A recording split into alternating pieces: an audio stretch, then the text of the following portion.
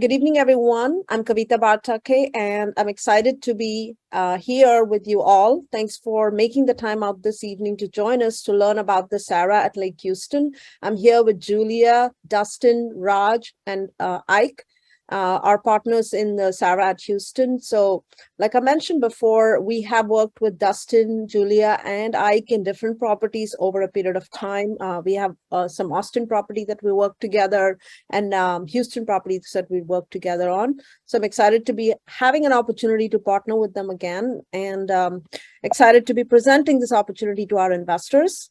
Like you can see, it's a beautiful apartment complex, 2020 built, just fabulous amenities, and we'll go through all of that today.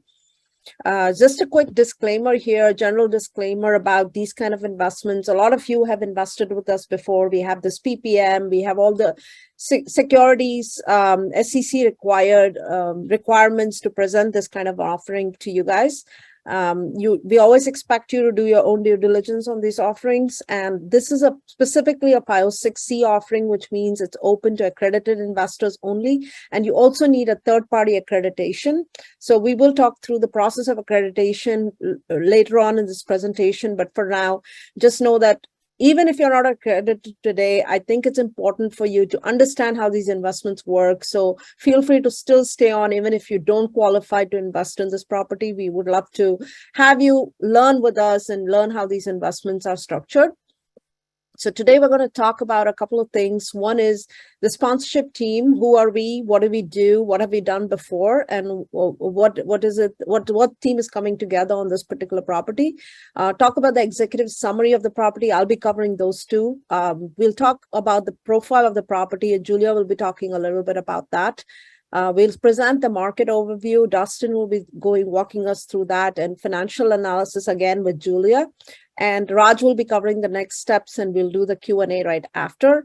We hope to be done within an hour. If there are a lot of questions, it might take a little bit longer, so I ask you to be patient with us. A little bit about me. I'm Kavita Bartake. I started Cherry Street Investments in 2019. I was investing in real estate since 2009. I started in single family business and then moved into commercial, specifically value add multifamily. And that's kind of been the bread and butter of my business for a while. But couple of years ago, I started doing more construction projects. So I'm in some senior living facilities, some new construction, as well as land development, just taking land from raw to entitled. So I've been doing a bunch of different projects just to give my investors more options in terms of investments, and also to diversify within real estate from an asset class perspective.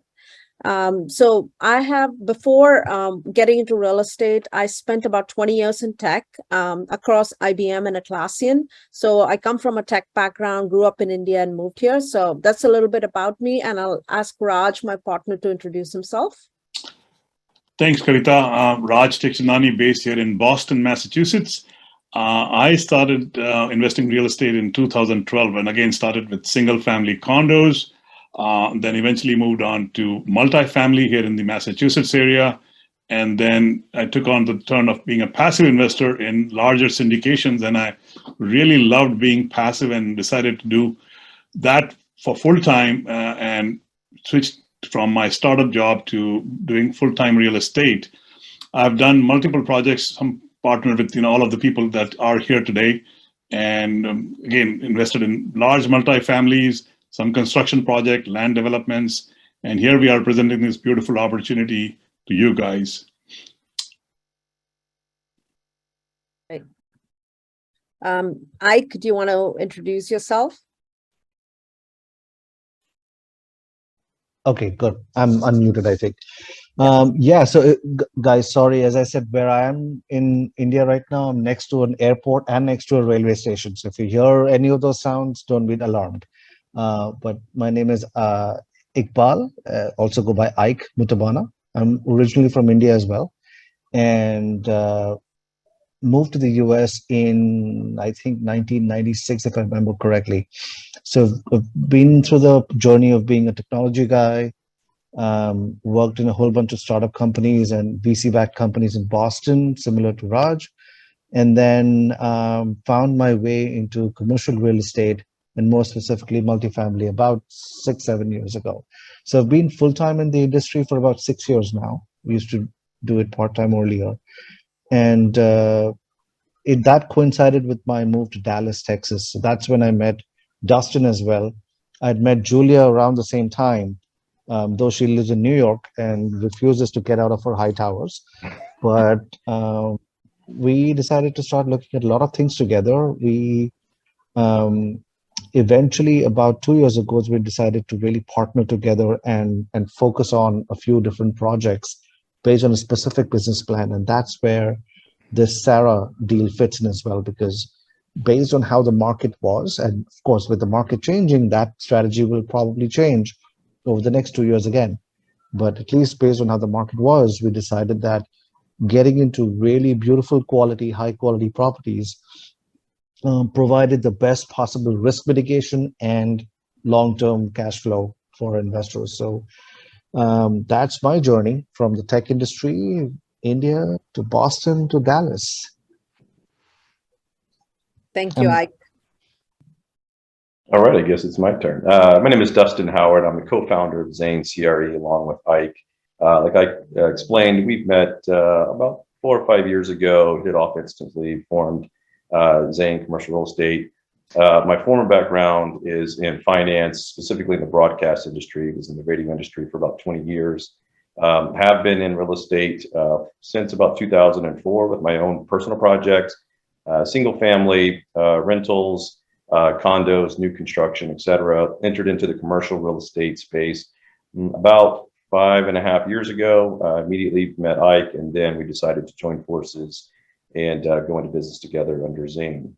And then again, just to mimic what Ike said, we met Julia several years ago, hit it off, had a good friendship, and then a couple of years ago decided to join forces and exploring some Class A high-end projects in the Houston area. Thank you, Dustin. So I'm Julia Bukhovska. As Ike mentioned, I live in New York City, and this is where I moved first from Moscow, Russia, 21 years ago. I moved for business school. I went to NYU Stern School of Business. So I moved for my master's degree and then stayed and worked for many years in finance, mostly in hedge funds, and I was investing in something called corporate distressed debt and high yield debt as well. So worked in investment firms and also in investment banks such as BNP Paribas, a French bank, and the Credit Suisse, and their corporate restructuring, debt restructuring department. Grew interested in real estate also maybe 5-6 years ago, and decided that this is going to be my next full-time occupation. So left my job several years ago and became a full-time multifamily investor. And I'm focusing on acquisitions and asset management. And I absolutely love the business. And as my partners have mentioned, we decided to shift our strategy last year to buy strong, solid properties in very good locations to mitigate the risk, because the cap rates of Class B and C assets were compressing, and you could buy Class A asset, we thought, at a very attractive price. And this is how we came about to buying Sarah. Thank you, Julia. Yeah, I think that's kind of been our journey as well, mine and Raj's. We did a lot of Class C assets early on when we started. We started getting into B when we got a little bit like before COVID. We said, hey, we should, the market might turn, so let's start doing Bs and As. And that's sort of been even more enhanced post-COVID for us, because we're like, hey, let's just look at a lot of quality assets, because if we're paying the close to the same cap rate, the compression's happening in all the classes. So if you're paying close to the same cap rate, we might as well buy a really nice apartment and deal with less maintenance and less hassles going forward. And of course, there's less cash flow in a Class A, but there's also more appreciation and better options to sell it to institutionals and all these things in the Class A field. So Class A properties. So just to kind of go through our track record across all our team here today. We do have a couple of other partners. I know this might come up, is that Good Egg is also involved in this project. They're another team partner of ours, and Vyacheslav Davidenko is also. So I just want to acknowledge them here as well. In addition to their track record, we have a lot of track record across the team in both Dallas, Houston, Austin, as well as markets outside of this. So this is roughly some of the properties that Zane and Sunsail are invested into. And a couple of these properties I want to point out. The Austin one, Lakeside Renaissance Park, was our first working relationship with Zane, because we are both invested in the same project. And some of you on the call here today are also in Lakeside Renaissance Park, which incidentally is under contract right now to sell. We also have the gallery at Katy, where we had an opportunity to work with Julia on this project. So we had a good working relationship. So we are really excited to extend our working relationship with our partners. This is some of our portfolio between me and Raj. We have a lot of properties that we have done. Some of these are full cycle. The first one, Retreat at Stone Mountain, is full cycle. A couple of these that Raj has sold as well. So we have about 2,500 multifamily units that Raj and I, most of us have partnered. The two of us have partnered on almost all of these. In addition to that, this is the portfolio of 4,000 plus units that Sunsail and Zane has. So we have a lot of experience with this asset class, and specifically also with Class A's. Although me and Raj haven't done a whole lot of Class A's, Zane and Sunsail have done 2 other Class A's in Houston, right? Sienna and oh yeah. So they have a lot of experience now. They've built up a lot of experience with Class A. So we wanted to get into Class A with someone who's got considerable experience behind them. So our property management, again, when you do a Class A, you want to make sure that the property management also has a lot of experience managing Class A's, which is very different from doing B's and C's.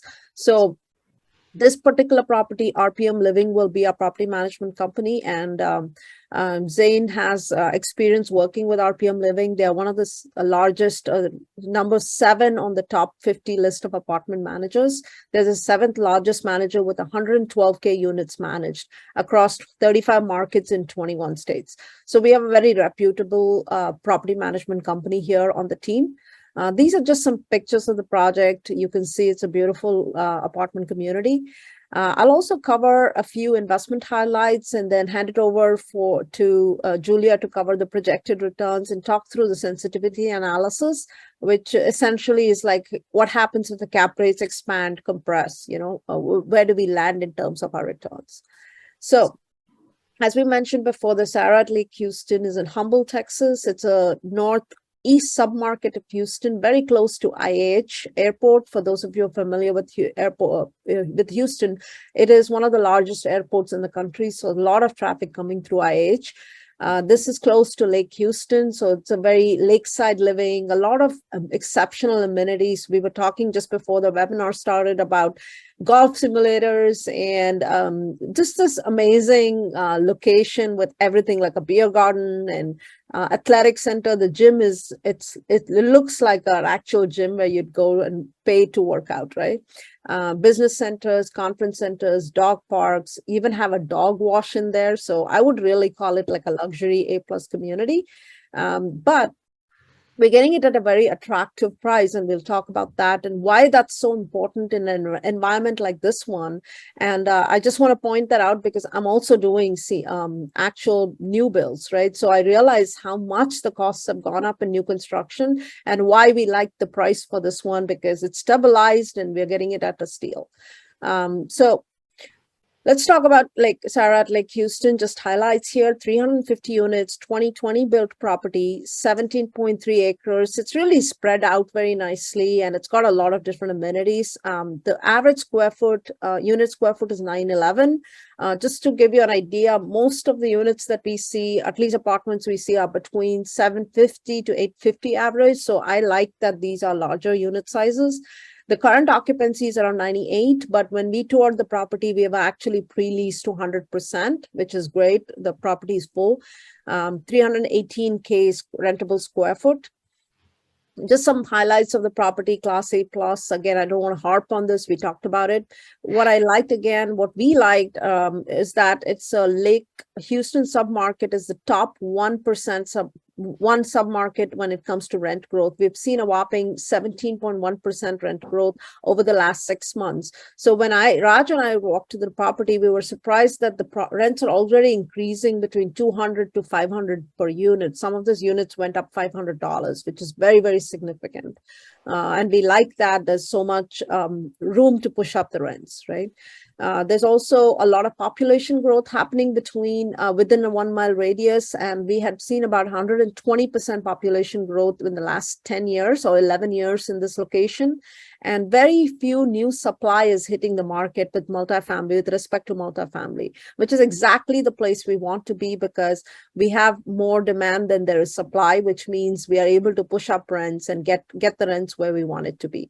Coupled with the fact that the household income is so high in the immediate location, it's $135K average income. See, we are used to doing properties where it's $50K, $60K, maybe $80K, right? So this is great. It's really a Class A location. There are two things. The building can be Class A, but the location could be not so affluent. But obviously with the $135K average in Houston, it's a very affluent community. It's a very good location, close to this Generation Park, which is a master plan commercial development, also close to IAH and about 30 minutes to downtown Houston. So we have a huge range of demographic which lives in the apartment community, and delinquencies are really low. That's one of the advantages of being in a Class A where you're not dealing with a lot of delinquency, which means tenants are not paying, right? So a couple of highlights here that I wanted to point out is the purchase price is $81.7 million. Loan amount is $61.7. The equity required is $27.5. And this is updated with the interest rates that we've gotten recently. The loan to value is 75%, which means the bank gives us 75%. Interest rate is 4.75, and interest only period is 5 years. For those of you who are not familiar with apartment investments, there is we get the loans are different. You don't have to necessarily pay the principal, right? So we get a period where the bank will only require interest only to be paid to them. So we have a 5-year interest only period, which is great, and with the whole time of 5 years. So we're not really paying principal for all of that 5 years. So a few more pictures. This is a gym and this is the golf simulator. This is their business center. Stabilized asset. What does a stabilized asset mean? It means it's very well occupied, 98%, pre-leased at 100%. So we've already gone through the stabilization process, which means we are no longer offering concessions to new tenants, right? So when the property is not stabilized, you have to offer concessions to bring new tenants in. We don't have to do that anymore. So it's a great place to be, to have a fully occupied property. Like I mentioned, Class A properties, very good finish outs, and you're welcome to watch our drone video. It's on YouTube to see the interior finishes, and we'll walk through some of that as well. Again, before we go further here, I just want to say, please type your questions in the Q&A box so that we can go through it systematically at the end of the webinar. Thank you. Submarket rent growth, I think we covered that already, 17.1% in the last 6 months and 16.0% since January 2021. Very close to the lake. So it's like lakeside community, a lot of retail, dining and entertainment options. At this point, I'm going to hand it off to Julia to talk about the equity structures and investment structures for investors. Thank you, Kavita. Thank you. So we have 5 equity classes in this deal, but it's actually simpler than it might appear at the first sight. So Class A tier is for investors who want to have priority of payments. So this is the class that gets priority in the capital stack, but the cash flows, the upside is limited. So at exit, you don't get any upside from the sale of the property, and your preferential return is 9% a year. So this is Class A, and the thing to remember about Class A, again, it has priority of payments over all other equity classes. At the same time, it doesn't get any bonus depreciation, any depreciation assigned to it. So it's for those investors who are, they're looking for stable 9% return and a very stable cash flowing investment, but no upside in exchange for that. So other four classes, classes B, C, and D, they are similar in nature, but they're different in terms of the investment minimums. Class B has 50,000 investment minimum and 7% pref. Class C has 200,000 investment minimum and 8% pref. And classes D and E have 500 and 2 million investment minimums respectively, and both of them have 9% pref. Preferential return. The profit shares also are slightly different for all the classes. As we said, Class A doesn't get any profit share, but Class B, the investors get 65% split. Class C and D gets 70%. And finally, for people who invest over $2 million, they get 75% profit share. Projected investor returns. On this slide, you can see all preferential returns, all preferred returns, as well as IRRs and average returns for all the classes. Again, Class A is limited to 9% a year, and your equity multiple at the end of the investment period, if we assume 5-year hold, will be 1.45.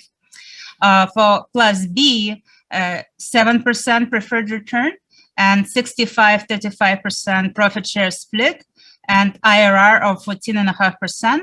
Class C will have 8% preferred return, 70-30 split, and about 15.5% IRR. And Class D and E, both of them have 9% preferred return, but Class D has 70% profit share. Class E on the other side, 75%.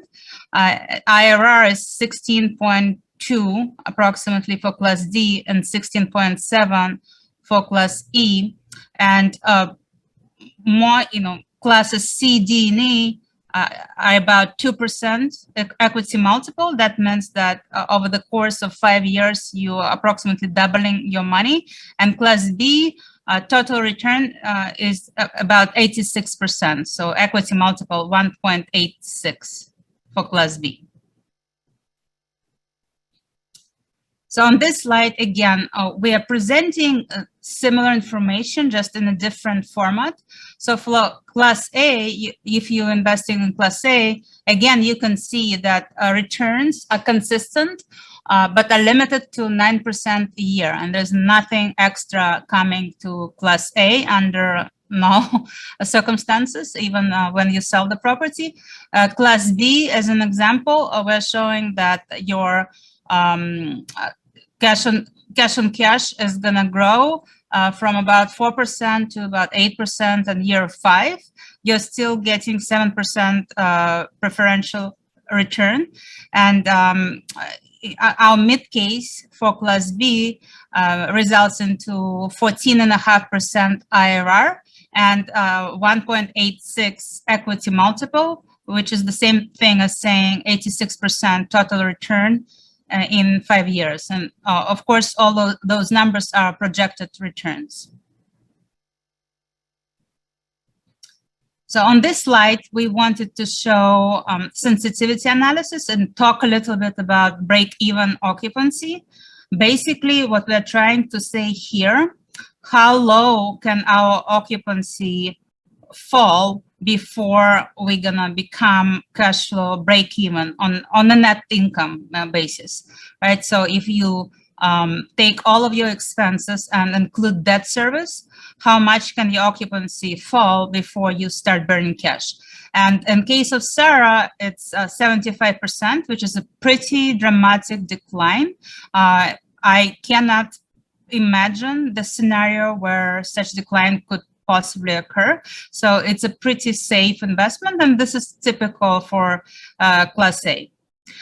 Cap rate sensitivity analysis. Here we're showing that cap rate, of course, is not fixed. We have to project cap rate 5 years out. For our underwriting, we are buying this property below 4%, but conservatively projecting higher cap rate at exit. And depending on where it's going to be, our mid case is 4.25%. So this is 14.5% IRR.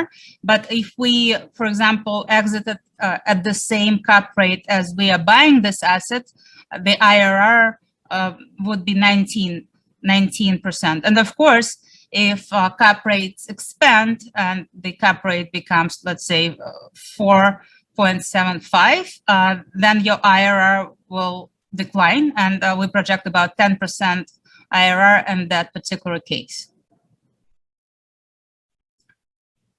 On economic vacancy stress test, we just wanted to show again how much of vacancy you can have in this asset before it starts burning cash. And as this analysis shows, today it's about 25%. So you need to have economic vacancy of 25% to start burning cash, which is pretty dramatic. Again, usually assets like this run at 10, 11, maximum 12% of economic vacancy. And economic vacancy just means your physical vacancy. And as you guys saw, for this particular asset, it's 98% occupied as is. So it's 2% physical vacancy. Then you will also add delinquency to that. Delinquency is low, as Kavita mentioned. And also things like concession. Julia is supposed to transition at this point to Dustin, so that kind of works out. Dustin, I'll take it. You can take it from here. Sure, thank you. So just some property details. A lot of this may be a little bit redundant from the executive summary. Obviously, this is a Class A product. It is a guard style built in 2020, and it is a 3-story tin buildings. It's stick built on slab. So as Kavita had mentioned previously, it does have a very large footprint with very nice acreage. I believe we're about 17 acres. And so it is a very beautiful asset, very amenity rich. And we'll get into some of the amenities in a second here on the next slide. Just one thing to note here, as luxury as this apartment is, you can see at the very bottom of this slide, just comparison of the median home price and the payments versus the average effective rents on site at this property. There is still a very large spread between home ownership in the area versus the rents on this particular asset. So very affordable in consideration.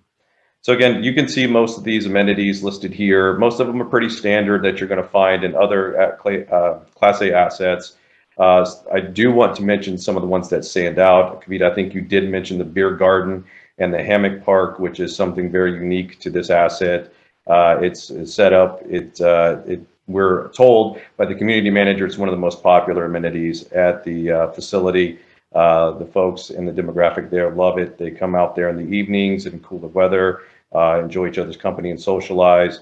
So that is a very cool amenity that this property has that the others don't in the comp set. One of the other ones that we really like about this property is the boat storage availability. So there are 4 boat storages on site, and the close proximity of this asset to Lake Houston would also make it an attractive amenity for folks, and possibility to monetize that as well. One of the other things that I thought personally was really good at the outdoor amenities was the outdoor kitchen. You can see a small, outdoor entertainment area with a kitchen and televisions, and it's just a really cool place right near the pool to go outside and entertain, and it gets a lot of usage. It could also be, another revenue generator. I know Raj's favorite amenity was the the sports simulator. I think when we took out there to tour, he spent about a good 30 minutes in there playing with the golfing simulator. So it got a lot of use from him. And we're told by the community manager that it is one of the popular ones as well. It does get a lot of use and it's very impressive to potential residents. So these are luxury interiors. This is indicative of Class A asset. You're going to have all the nice finishes, stainless steel appliances, very nice finished granite undermount sinks, the luxury vinyl plank floors. What's different about this one is that the finishes are a little bit more upgraded than your typical Class A. Higher quality granite, it's thicker. We do have the cabinets that are custom wood grain cabinets on the bottom. You can see the two-tone in the picture here, as well as the stainless steel appliances are upgraded just past your normal stainless steel in a high-end product. Again, it just very nice finishes. It screams luxury all the way through. This property had some extremely robust lease-up activity. We were told by the current owners they were averaging about 30 leases per month. It leased up to stabilization in approximately 11 months. So that was very good indicator of how well this property performs and how much of just a good asset it was and how wanted it was by the folks in the area. Same with concessions. The concessions, by the time we got under contract, they were not offering any concessions, and you can see the chart below shows the projection of the concessions being burnt off. So by the time we plan on closing, there's going to be about $5,000 left of concessions left to burn off, which is very favorable and allows us to continue to increase rents and improve the financial performance of the asset. So here's some other income potential. Private yards. There's 26 private yards on property that are not being monetized at the moment. We are getting projections from the community manager. We have conservatively $75 a month. We're being told there's an appetite for over $100 per month, depending on the size of the yard. So again, in our projections, we did keep it very conservative. So there's a lot of opportunity there. And there is some opportunity to add and expand some of the yards that are already on site, further increasing the revenue.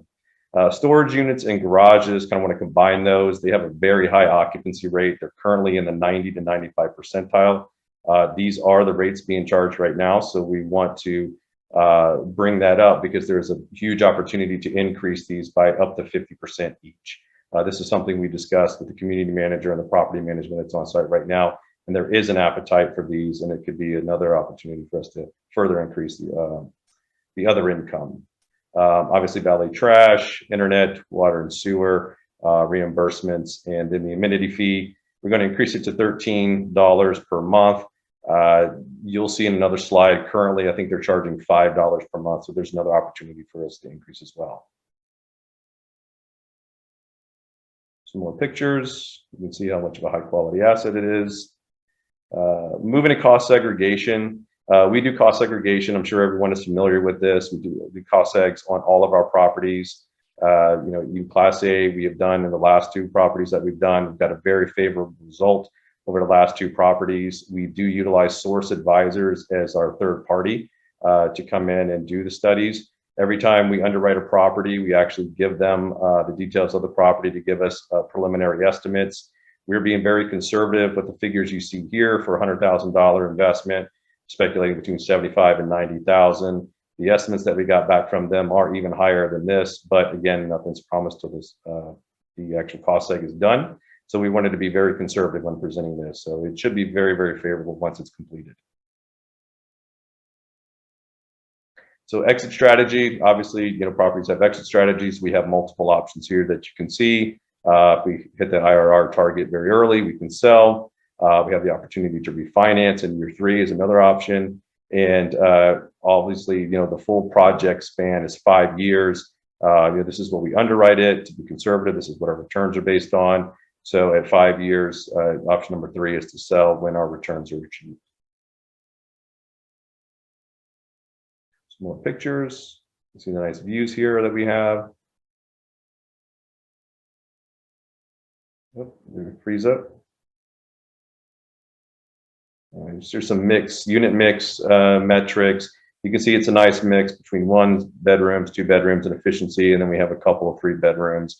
Did want to mention on here, we do have 6 townhomes which I believe are about 2,400 square foot. They're very in demand. Raj and Kavita could attest to this when we were on site. They had one turn that was in the process of being released. Just to kind of give you an example, they were renting it previously at $1,920 a month. That rent for that townhome went up to $2,470 a month. So again, I mean, they are beautiful units and highly desirable, but that is part of the unit mix here. Yeah, and apparently on a wait list also. Yeah, that's a wait list, yes. Yeah. But we only have 6 of them, so yeah, it's and they have a great view of the lake as well. Again, here's another unit mix. You can see the effective rents of the 1483. That we saw on the previous slide, you know, basing the effective rents and a comparison off of the home ownership cost. I did want to mention, and we'll get to it in a little bit, but notice our pro forma rents are 1581, and I'll come back to that stat in a second and give you a good reason on why it's a good comparison. So site plan, I think we have some unit mixes after this, or some unit floor plans rather. There you go. Yeah, and we'll be sharing the deck with you, so you're welcome to go through all of these in more Yeah. detail, but we just wanted to put it out there.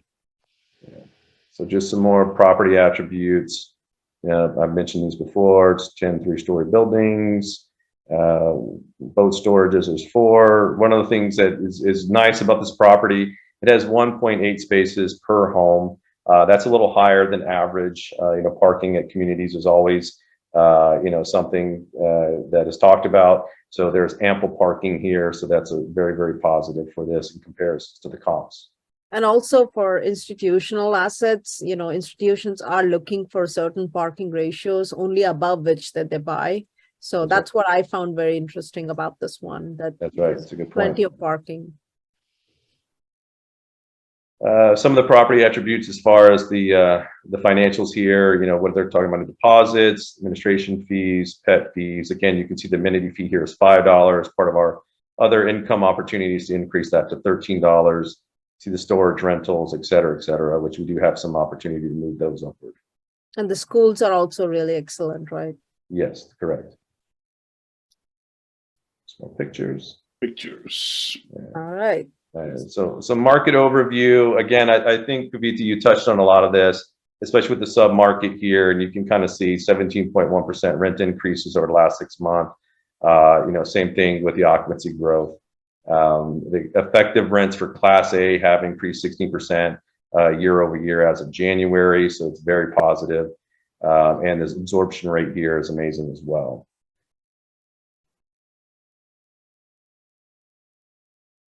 So you did touch on this as well. One thing I wanted to add to this, which is not in the deck, but during our due diligence, you can see they have 135K in 1 mile radius, average income 122 in 3 miles.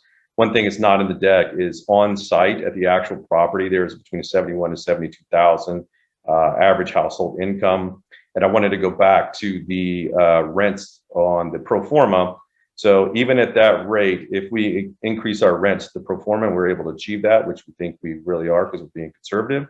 That is still a 4 times rent income to rent ratio. So there's plenty of room for the folks that are already on site as far as the economic demography. So our rent increases are not being aggressive. There's very much room for us to move to that and hit it. You can see some of the employers. There's George Bush International Airport. It's Hewlett Packard, ABS. You have Halliburton, GE Oil and Gas. So it's in a good proximity.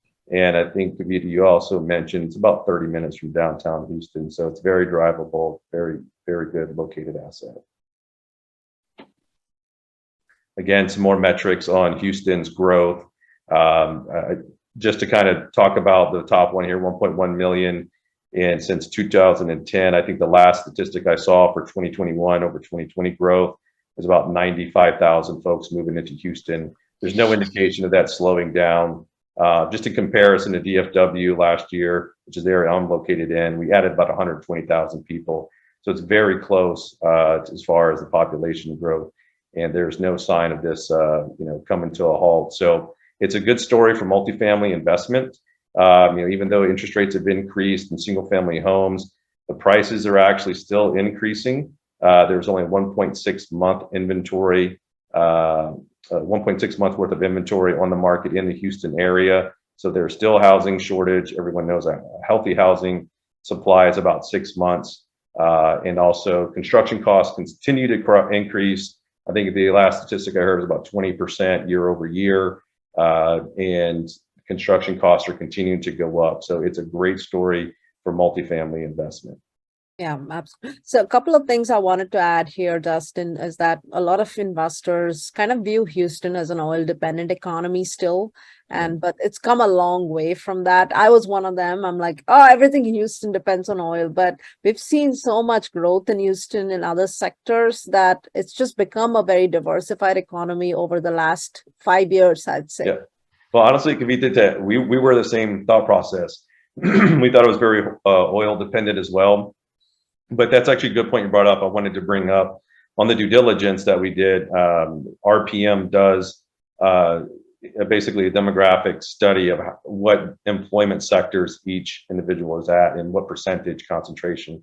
There's very little concentration in oil and gas here, and none of the sectors that were surveyed surpassed 15%.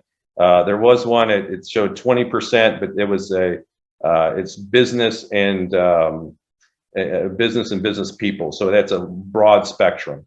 And so there's like 3 or 4 different industries within that 20%. So there's not one concentration of an employment or employment sector that's going to affect this asset or this area. That's always good to have economic diversity. Absolutely. Yeah, in fact, if I might add something here, that I know, Kavita, you live in Austin, which is considered the sexy tech capital of Texas. Houston is actually becoming the brass tacks tech capital of Texas, where all the major IT corporations like Hewlett Packard has its global headquarters that's moved to Houston, and a variety of different, basic business supporting IT firms that are basing their either US or regional headquarters in Houston. That particular sector has grown dramatically over the last couple of years. So just a small data point there. Yeah. All right. I think at this point, we'll hand it off to Julia to pick it up here. We'll talk through the financial analysis.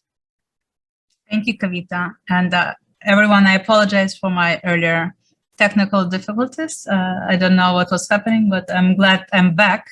And let's talk about debt financing. So this asset is being financed with a private loan with a balance about 61.7 million. This is the estimated.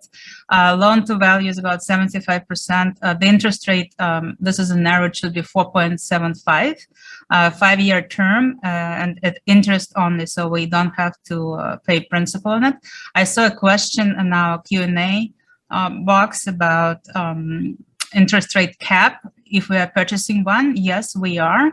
We're going to buy a cap with 1.5% strike on SOFR rate. So we're going to hedge our interest rate risk and buy in the money interest rate cap. So sources and uses, you can see on the right side. Again, we're going to use debt, senior loan to purchase this property. Investor equity estimated 25 to 27 million approximately.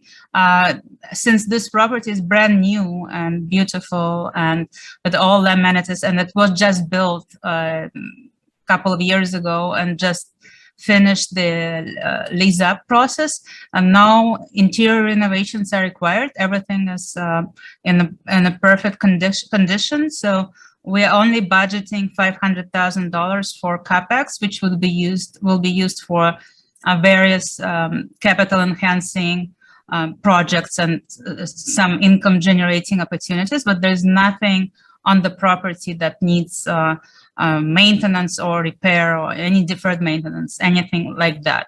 And you can see other fees that we have to pay for during the process of acquiring this asset, including financing fees and closing and due diligence costs. So total sources is about 87 million.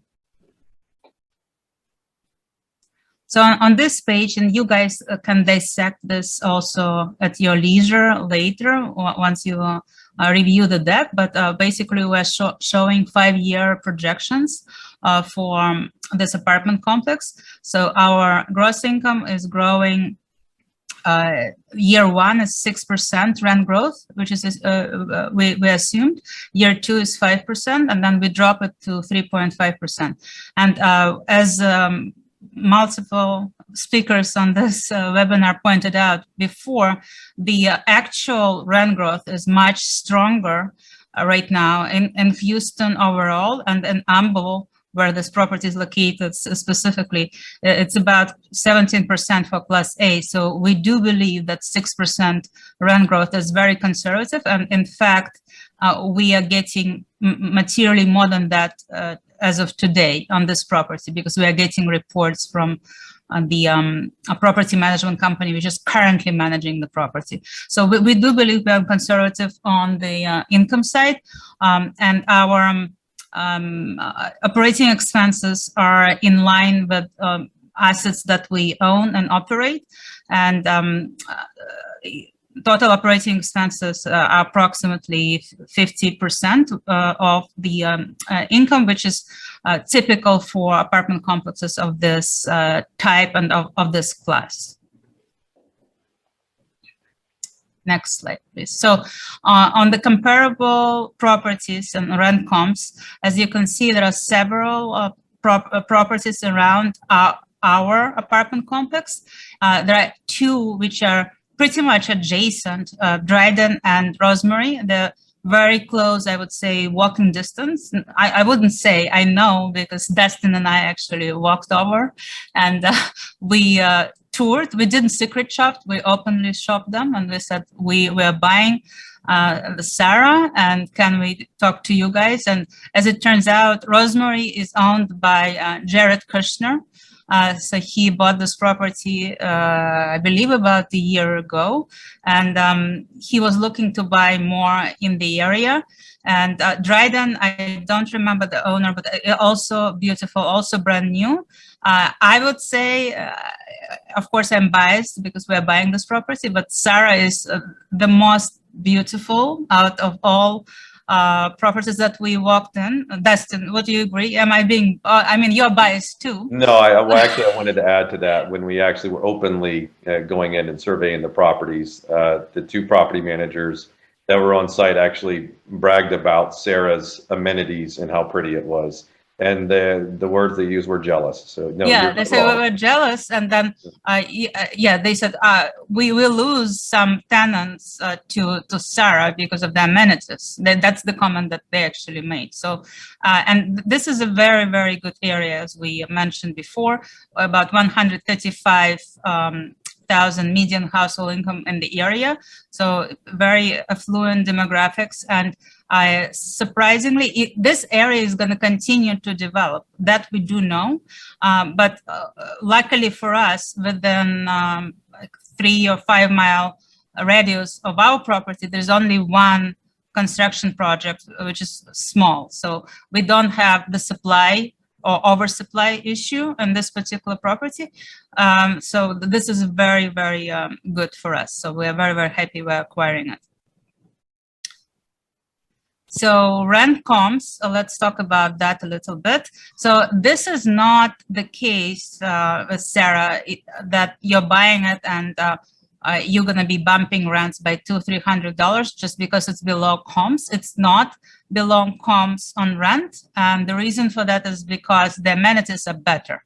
So you are top of the market, but it doesn't scare us at all. We own very, very similar property, which is called Royal Sienna, in a very good market of Houston as well, and we keep pushing rents because the tenants who live in the area, they can afford properties like that, and they intentionally choose the best, right? So for them, $100, $150 doesn't make any difference.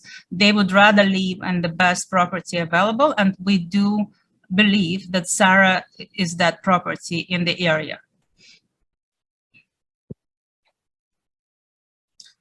sales comps, we just wanted to show the recent transactions that happened for properties that are similar in size in Houston and similar vintage as well. So as you can see, we're buying Sarah at about 233,000 per door, and there are plenty of properties that traded at that price or higher over the last 6 months, and some of them are even older, like San Paloma, for example, is almost 16, it is 16 years old, and it traded at 231,000 per door. So we believe, it's not a bargain, but we're paying market. And as Kavita pointed out, based on new construction cost, it's definitely below replacement value. So we find this price to be very attractive, and we think it's a very good cost basis for the property. Yeah, Perhaps I just wanted to add Kavita in could there. comment on the cost per Yeah. door on new Yeah. construction. Yeah, so we are building a project in Salina right now, and obviously we have some contingencies added given the environment we are in. We are already looking at $229 a door to build it. And of course, that entails a lot more risks than buying a property that's stabilized at $233 a door. So that was one of the most attractive features for us with Sarah, is that it's like buying an apartment at cost price and just a stabilized asset, right? A stabilized cash flowing asset. So that was definitely a big perk.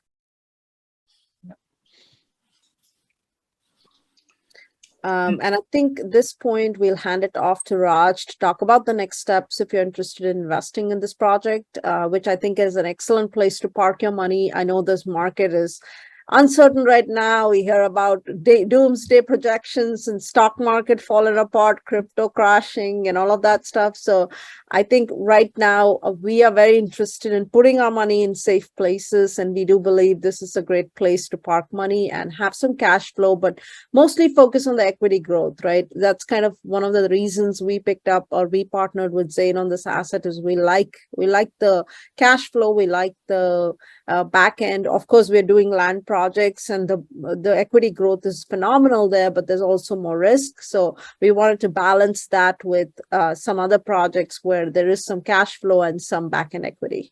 So Raj, I'll let you take it away from here. Thank you. And just to add to that, Kavita, I mean, with bonus depreciation going away, people are interested in getting depreciation. This 100%. provides a great opportunity for them to invest and take cash flows and bonus depreciation as it comes. Yeah, one more thing to add to that. A lot of people have come to us asking for 1031 exchanges, as well as ways to offset income that they have from selling an asset, right? Like selling a single family home.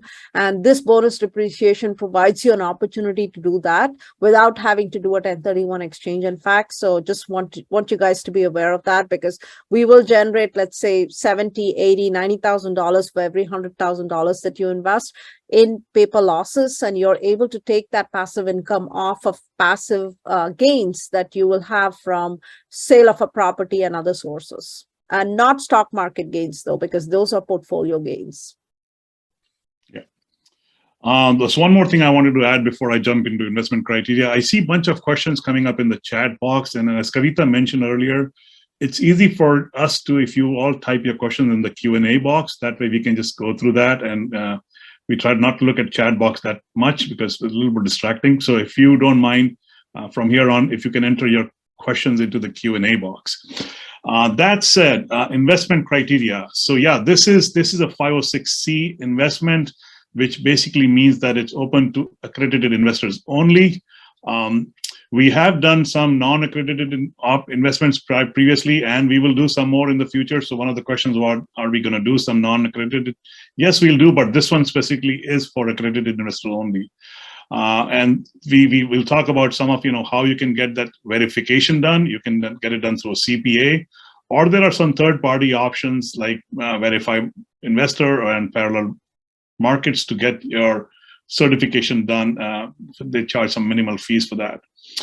As far as funding goes, we accept cash, IRAs, solo 401k, EQRP, or a combination of that. Julia harped a lot more on how much you invest and what are the different classes. Class A through E. We give multi-tiered investment opportunities. So what happens now? I mean, from next page on, you'll see a link to reserve your spot, and that opens up right away. As you can, early commit to that. We will be taking commitments on a first come first serve basis. And like I said, we can only take your funding if you have the verification done. Unfortunately, that is our SEC requirement, and we will not be able to accept you into this investments if you do not have that verification letter. Once we have all the funding done, we will obviously close, and then we'll let you know when that happens. But first come, first serve is our motto. And we want to give you everybody advantage to that. And so commit early, verify early, fund early, will get you into this investment. And like most of our investments have been oversubscribed, so we don't want you to be left out on this. So do that early on. With that, we will open it up to Q&A, and I will conduct this panel in a way that I'll go through the Q&A box. The link to invest is on your board. If you have a smartphone, you can just scan that QR code, and it'll take you to the investment page. And the documents will be provided on our investment portal in a day or so, but it'll be good to get your commitments early. That said, let me go through the Q&A box and open it up for question and answers. What is the current Class A cap in the area, and what is our purchase cap? We may have addressed that, but can we just reiterate that? What is the Class A cap in the area, and what did we purchase it at? I don't know who's taking that. Yeah, Raj, where are you? Where's the question?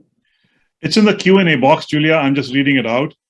It's the second. It's one of the questions in there. I think it's the second or the first question. So we are purchasing at a 3.7 cap, which is right about where the market is. So I think that should answer the question. Yep. And the follow-up question is, why is the rent $750 in a 135K income area? I don't know where they saw the 750. Yeah, I don't know where they saw the 750K. I think the average rent was, I think, presented in a few slides ago. It was 1,451. Yeah. This one says there are more risk takers now, and good investment is boring with upside depending on risk one takes.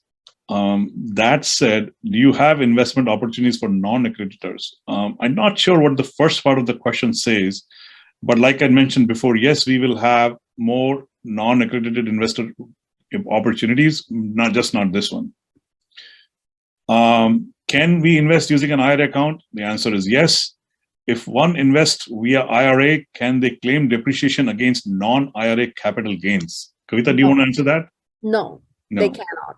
The IRA account will get that depreciation, so you can just shift that depreciation to a non-IRA account. Your IRA and you are two different entities, so you cannot just shift gains like that or gain depreciation like that. That is correct. Are the preferred returns taxable? If so, are they classified as income or capital gains? The preferred returns will not be taxable.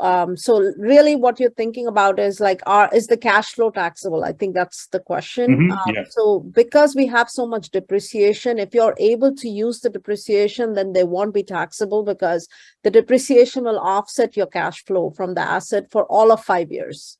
That shouldn't be a problem. But now let's say you use that depreciation against some other gains that you had. It could be taxable in future. So it depends on how you're using the depreciation, if that makes sense. Can you share how much are the general partners investing in this deal? I know that Raj and I will be investing. We always invest alongside our investors, usually at the minimum or a little bit higher even. I'm not sure. Julia, do you want to take that question on how much the rest of the team is investing?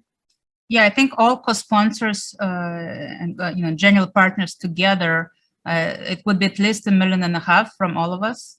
$1.5 That's what million. we expect. Yep. Yeah. Is that including us or excluding us? Good question. So I was counting. Yeah, we'll make it happen. We will invest as Yeah. well. So just Absolutely. So We always will. we'll up this number. Yeah. we'll up that number. Yeah. All right. Akash wants to know what is the cap rate. Do you mean a purchase cap, Prakash? I think we need some more clarification. The purchase cap is 3.7. Please give some breakdown of almost 4 million cost of closing and finance fees. So I think there was an error on that slide. So there was some double counting going on over there, but it includes the fees to our mortgage broker, so financing fees that we have to pay. It includes some due diligence fees, legal fees, acquisition fees. The acquisition fee is 2%. Just I didn't see that broken down anywhere. Yeah, it is 2% of the purchase. It is 2%. It is included in one of the line items on that slide, and it's less than 4 million. Is the asset management fee also outlined? So all of these fees are clearly outlined in the PPM. I think there may have been a little bit of a glitch in the way it was laid out here, but when you see the PPM document, it's explicitly mentioned, every single one of them. And how much is the asset management fee? Just so people know what the fees it's 2% asset management fee, and then I saw a question on property management fee. So typically for the asset of this size, it's about 3%. So we were able to negotiate 2.5% property management fee. So this is to our benefit. Yeah, it's because of our relationship with RPM. So it's 2% acquisition fee, 2%, which is a one-time fee.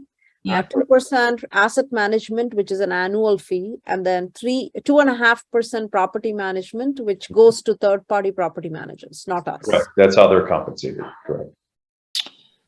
Yeah. Are there any concerns with high crime in Humble? We didn't feel that way. Do you have any data on crime in Humble, Texas, Ike or Dustin? Well, we checked our area. We know, based on our conversations with the property manager over there, we don't have any crime issues on our property. And we always check the areas where we're buying. We don't see anything unusual about the immediate area where this property is located. You know, it really mile by mile, you know, Humble is not Humble, you know, not the same Humble everywhere. You have to look within really 1 mile radius. And we don't see anything dramatic happening there at all. I think in addition to that, there are several courtesy officers on the property. So that also makes a difference. And that entire area is actually a newly developed area. So I don't think any crime stats you might have seen for Humble would necessarily apply, because this is not the part of the traditional older parts of Humble. Mm-hmm. Thanks, Nick. Can you provide the name of the third-party company that's the investor accreditation? So it's verifyinvestor.com and parallelmarkets.com. Harsh, and I'll send you that as well in a note. And we will be sharing the webinar recording, so we'll provide all the links to third-party companies that does accreditation. With that, you can also use your CPA or attorney to give us a letter of accreditation. That is correct. Next question. What are the exit strategy prior to 5 years? Is there a prepayment penalty from the lender? Is there prepayment penalty from the lender? There is a prepayment penalty within the first 18 months, and then it drops to 1%. So it will be a 1% prepayment penalty if you exit after the initial 18 months. And one of the questions, is the property in a flood zone? No, it's not, luckily, in a flood zone. And we also checked the maps for Harvey, and it was not flooded in Harvey, and it's zone X, and this is the best zone you could have in multifamily. Okay. Somebody's asking, can you please explain how the profit sharing, such example as 65-35 or 75-25 works? Sure, I'm happy to take that. So essentially what we're saying is, let's say we sell the property after we meet all the preferred returns. So let's assume that you're doing an 8 pref for 5 years. So let's say we didn't distribute 8% the first year because the property is producing less cash, but that 8% will accrue, right? Like 4% might accrue into the next year. So let's say at the end of 5 years, you have 8 times 40 pref distributed. After that, it comes down to, we give the return of capital, and then whatever profits are there at that point will be split 65 to the LPs, which is limited partners, you guys, and 35% to us for the work we have done. So most of our fees are really the money we make is on the back end. So as your investment tier changes, as you invest more, that split is going to change. So it can go from 65, 20, 35 all the way to 75, 25, which means 75% comes to the investor and 25% to the GP team. Just going through some of the chat. Somebody said the link is unclickable. That's because you're watching a PDF PowerPoint display right now. The Invest Now actually leads you to the link that is spelled out on the right, or you can scan the, like I said, QR code on your phone to get to that form that will get you to the. So you can type that code. We will type it in the chat box if you want it. It's HTTPS that Invest Sara bit.ly link. You can type it in your browser if you want, and I also typed it in the chat box if you want to click on it. Okay. Let me go back to the Q&A box. This one says, when will the first distribution start for Class B investors? What is the priority of pref for Class B investor? We will start distributions after 6 months. Generally, most of the properties, we use the first 6 months to do the takeover, stabilize the asset, and make sure our cash flows are stable before we start the distributions. Class A investors will get preference in the distributions because they are the debt class, right? They're not getting any equity, so they will be paid first, and then B, Cs, and all the rest of the classes will be in the same pool. The distributions are expected to start after 6 months. And we'll be doing quarterly distributions on this. Please correct me if I'm wrong. Yeah, no, you're right. You're right. And I think one thing I wanted to add, Kavita and Raj and the team here to specify is that Class A is a very small pool within the entire equity, right? So I think for those Class B, C, D members who think and worry about the fact that they're behind Class A, you need to keep in mind that it's a very small class. The reason we created that class specifically was there's a particular type of investor, especially many people who are in the retirement phase or people who are looking for cash flow more than they're looking for any kind of equity appreciation. They appreciate that steady cash flow and they don't necessarily care about the appreciation. So it's a very small pool. They get paid monthly.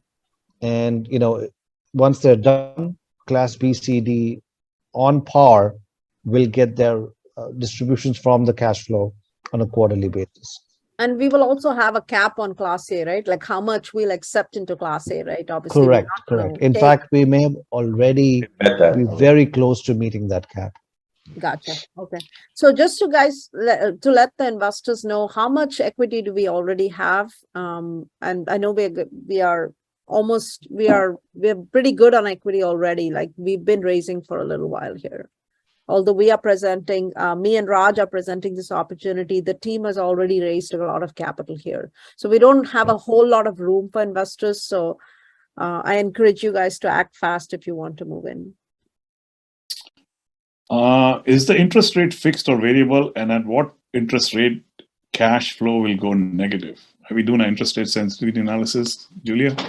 Yeah, we don't expect to go cash flow negative. So that's why we're buying interest rate cap, right? So we believe our rate will be fixed at 4.85 max for the next couple of years.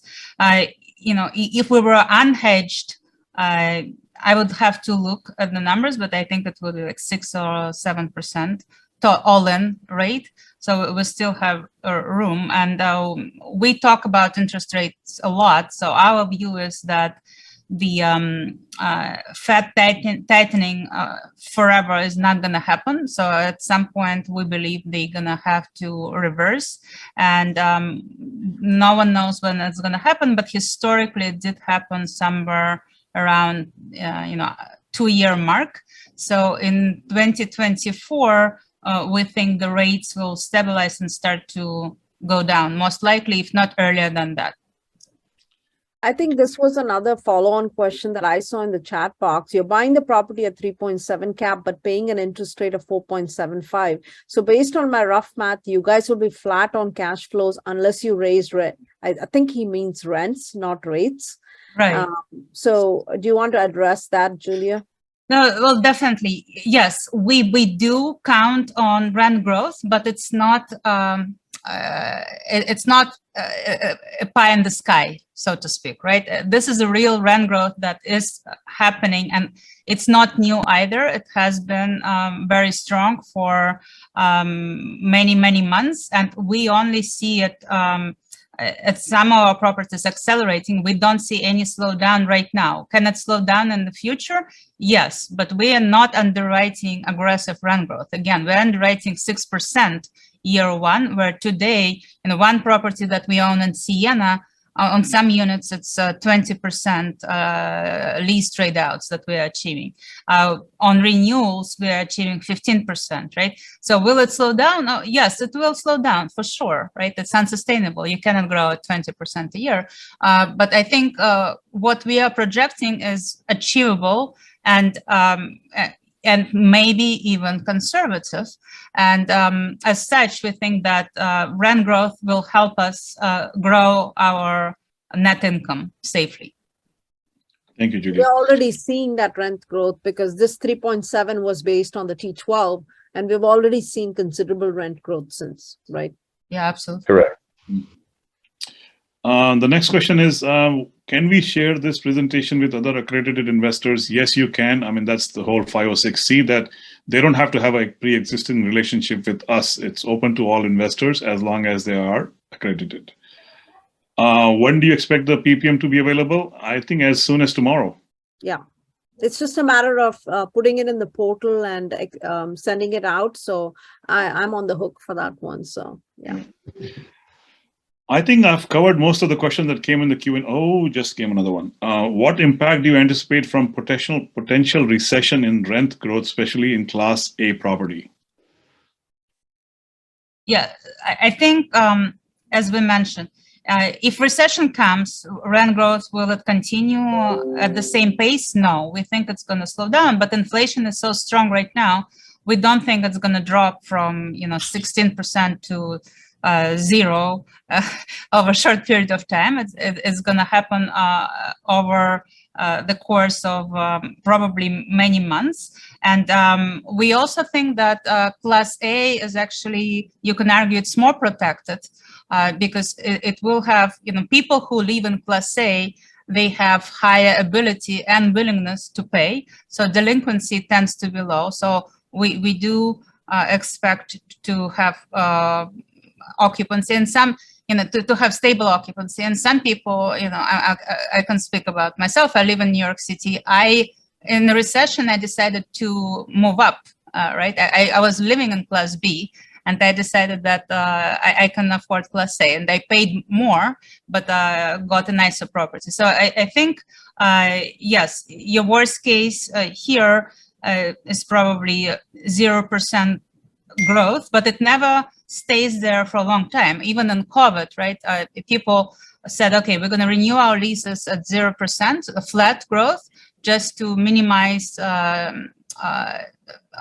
turns and to keep occupancy. But it didn't last for too long. It probably lasted for like 4 or 5 months, and then people started to increase rents again. And then for you guys who are curious in statistics and analytics, there are several publicly traded multifamily REITs that report publicly, and you can find their annual reports at sec.gov.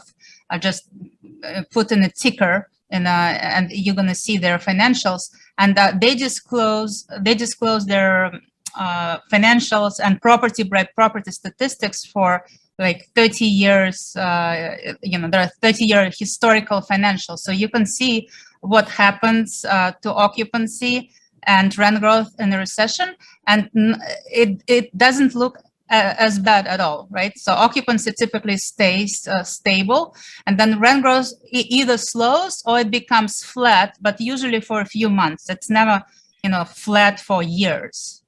For a few months during the recession, that it could, stall, but then it resumes.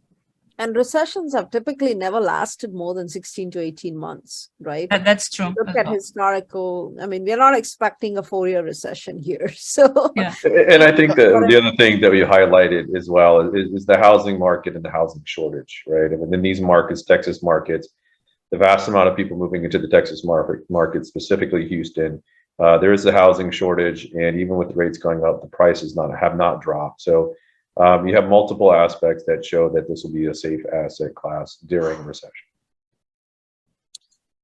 I think there's another question that I do want to address in the chat box is about why do we need that 500K if there's nothing to be upgraded or updated on the property? Why do we have 500K set aside for exterior upgrades? Can anyone comment to that? Sure. Well, some of it is going to be dedicated for our experimental projects and some of them are not as experimental. For example, we are thinking of adding yards to our properties and charging, we have some yards that we are not yet charging for, and we will be, and there's some opportunity to add more. So we want to add some more and charge $75 to $125 per yard. This is a great income generator. We also want to see if we can do managed Wi-Fi, which is a very profitable for multifamily properties, and that might cost or not cost money, but we want to have that money if we need to. And then we might try tech packages. They're very fashionable right now when people install digital locks and USB ports and Nest thermostats and all other, cool and carports as well, right? Carports. That's additional carports on the list as well. So we want to push rents, but we also want to push other income, and that 500 is there for the projects of that type. And we talked about when we were there that a lot of residents are actually shifting their thing to getting food and groceries delivered to this property, right? So we're gonna add facilities for that as well. At one of our assets, we have refrigerated storage for like HelloFresh, things like that. It's very popular. It's doing very well, and so that is also in the CapEx budget. Great. I think we said we'll wrap up in an hour, but it took us an hour and 25 minutes. So I hope you guys got all your questions answered. We are very excited about this project. And if you have any further questions, have Kavita's and my email on the screen there. Please reach out to us. We will make this PPMs, like I said, available tomorrow. But go ahead and make your commitments as soon as you can. And I thank you, everybody, for staying on late this evening, at least on the East Coast. I really appreciate that and hope you got use for your time listening to what we had to present. With that, I thank you, everybody, and wish you all a good night. Thank you very much. Thank you, everyone. Thank you. Have a good night. Bye-bye.